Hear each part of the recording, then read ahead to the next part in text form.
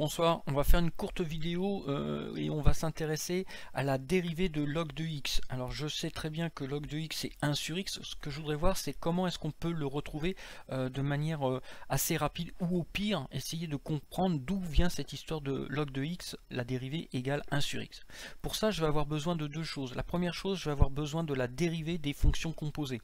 Alors j'ai fait une vidéo là-dessus et dans laquelle j'ai dit que la dérivée de f de g de x prime, c'est quoi? C'est f' de g de x multiplié par g' de x.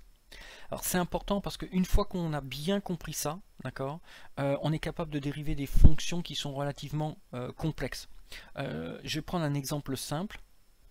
Je vais prendre la fonction qui s'exprime sous la forme x2 plus 1, le tout au cube. On peut le comprendre comme gros x au cube, d'accord? Et si je cherche la dérivée de cet animal-là, je vais avoir quelque chose de la forme 3 fois gros x au carré, c'est-à-dire dans le cas qui m'intéresse, 3x2 plus 1 au carré, d'accord? Multiplié par g' de x. G' de x, g il est ici, donc la dérivée de x2 plus 1, c'est tout simplement 2x. Et une fois que j'ai fait ça, après je m'amuse, je fais du calcul. D'accord? Donc ça, c'est le premier élément dont j'ai besoin pour retrouver la dérivée de ln de x, c'est d'être capable d'utiliser correctement la dérivation de fonctions composées. La deuxième chose dont j'ai besoin, c'est quand même de savoir que ln de x et e de x sont inverses l'une de l'autre.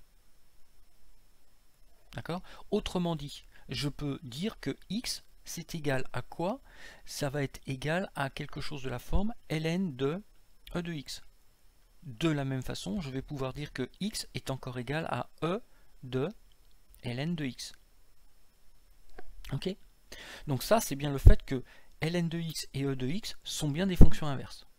En partant de ça, ce que je vais peut-être utiliser, c'est quelque chose de la forme x est égal à e de ln de x.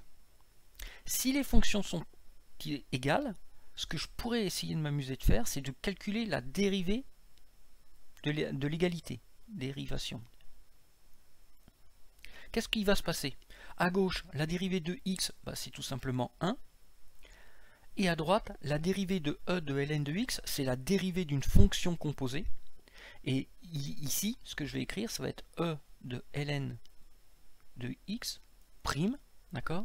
Et ça vaut quoi? Ça vaut la dérivée de e de gros x, c'est-à-dire e de gros x, dans ce qui m'intéresse, ça va être e de ln de x, multiplié par la dérivée de ln de x. Bon, celle-là, je ne la connais pas encore.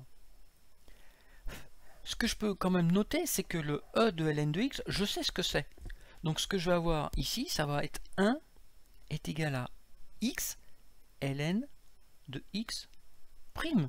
Et donc à partir de ce moment-là, sous réserve que x ne soit pas nul, x différent de 0, je vais pouvoir avoir 1 sur x est égal à la dérivée de ln de x.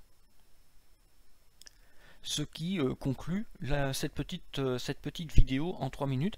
Encore une fois, j'insiste lourdement sur le fait que la dérivation de la composition de fonctions est un élément très important. J'aurai sans doute l'occasion de revenir sur son utilité dans une prochaine vidéo, et je pense d'ailleurs que ça va être assez rapide. Bon écoutez, je vous souhaite une excellente fin de journée, amusez-vous bien, travaillez bien, à plus, ciao, salut.